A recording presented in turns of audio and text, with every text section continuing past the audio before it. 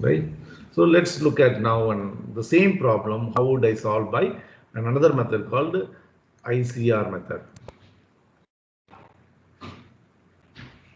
This is quite useful method in most of the problems.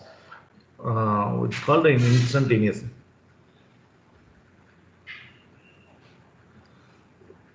center of rotation method. So what I mean by that is I am going to look at the bar which is now executing general plane motion is having rotational and translation component is replaced by an instant rotation alone. So what is that I'm going to consider? So in this way. So the given problem is a bar of length 2 meters inclined to horizontal 20 degrees, and this point has got a velocity 3 meter per second, point A, VA, and this point has been sliding along the 30 degree slope, that's VB, right? So this is what we have seen given, this 30 degrees, this VB. Now, what is the instantaneous center is that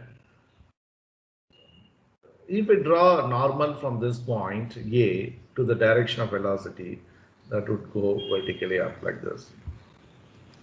And if I draw a normal from point B perpendicular to this direction, that would go in this direction. These two meet at a point is what is ICR point O. So this is 90 degrees and this is 90 degrees. So this is an important concept that you would see that in our passenger car for low speed cornering, and you have to park it without having tire scrubbing. That sound is not there, tire is not having any wear in the contact. It is essentially to undergo an important aspect called an Ackermann steering geometry. So what is that is required? For that, all the four wheels should turn with the different radii but with the common center. So that's what is important. So there you see this ICR method is quite useful to analyze that. There are a lot of practical implication. So why do I say that is because I have n number of points on this bar. So if I have here, this point is midpoint C.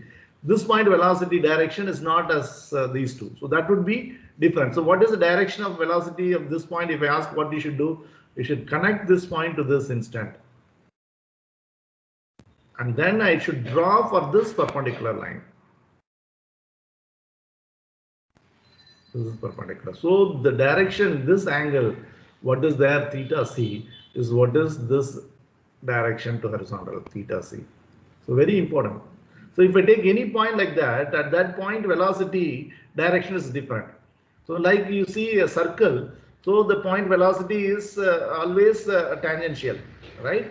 So here, this is what is the concept. So if you take a point on the bar, every point is undergoing curvilinear translation. That is, in this case, again, at this instant, it is turning. So that's why you just connect that there and then draw this. So like that, I can predict any point velocity.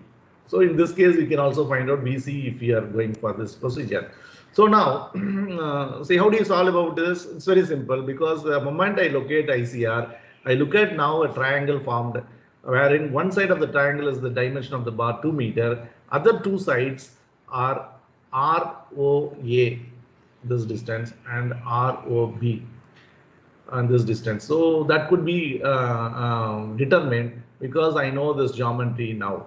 So what is this angle? If this is 20 degrees, this angle is 70 degrees, as this is right angle here.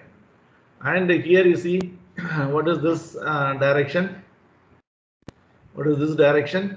So this is now, you can find out that, right? So this angle is 30 degrees. So what is this angle? What is this angle? This angle is 150 degrees. 130, how? 30 plus 150 is 180 degrees. So this to sum is what is 170. So this angle is now 10 degrees. 20 plus 10, 30 plus 150, 180 degrees, right? So this is the angle. So this is 30. So this point, this angle is now an obtuse angle, 180 minus 30, 150. And if you look at this triangle ABO, in this I have, this is 20 degrees and this is 150 degrees. So this angle is 10 degrees. And I know now this vector and this is now at 90 degrees. So what is this angle? This angle is 80 degrees. So if this is 70 degrees and this is 80 degrees, what is this angle? Here, that angle. This angle is 180 minus 80, 100, 100 minus 70, so 30 degrees.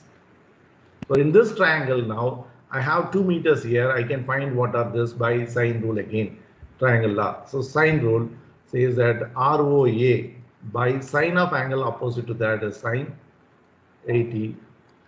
That's equal to ROB by sine of angle opposite to this is sine 70. That's equal to, this distance is 2 meter, 2 by angle opposite to that is sine 30. So now I can find what is ROA, that is 2 sine 80 by sine 30, and ROB as 2 sine 70 by sine 30. So these two values I can find. So that happens to be now 2 into sine 80 divided by sine 30. So it is 3.94, 3.94 meters. And this is 2 into sine 70 divided by sine 30. That's 3.76 meters. So I do have this now. So now what is the advantage of having this? I can relate every velocity. What is that meaning? This is an instantaneous center of this bar rotating. This bar, instead of executing general plane motion, I'm looking at now it is rotating about this point O. Next instant this will be changing because this angle will be changing. This perpendicular will be parallelly moving, whereas this angle will be changing 80 degrees. So accordingly you will have loci of ICR. We are not now going into that. We are solving the problem for the snapshot, like you take a picture and look at only 20 degree orientation. What is this velocity of other points? So for that I am just doing this ICR method. So this entire bar is now rotating about this. So any point linear velocity can be related to that point of rotation as r times omega. So I know now VA is ROA times omega AB, right? As this angle is reducing, what is that rotation of this bar about this? If this is rotating in this sense, only it is possible. See, if this is rotating in this sense, only this angle can reduce. So the rotation here is clockwise, right? So that is what is correspondingly here as well. That's omega. So that omega AB is what I am relating now. So you say that ROA into omega AB. So here now I require omega AB. I can simply find out that's 3 by ROA. ROA is 3.94.